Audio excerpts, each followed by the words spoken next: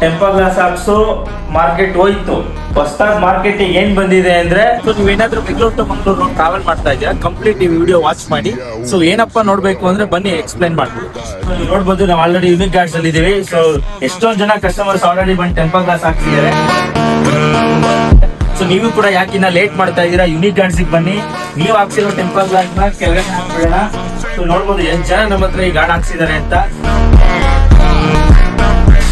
ಇಲ್ಲ ಬೇಡ, temper glass ಹಾಕ್ಸು ಮಾರ್ಕೆಟ್ ಹೋಯ್ತು. ಹೊಸದಾಗಿ ಮಾರ್ಕೆಟಿಗೆ ಏನ್ ಬಂದಿದೆ ಅಂದ್ರೆ ಕಂಪ್ಲೀಟ್ 360 ಡಿಗ್ರಿ ಪ್ರೊಟೆಕ್ಷನ್.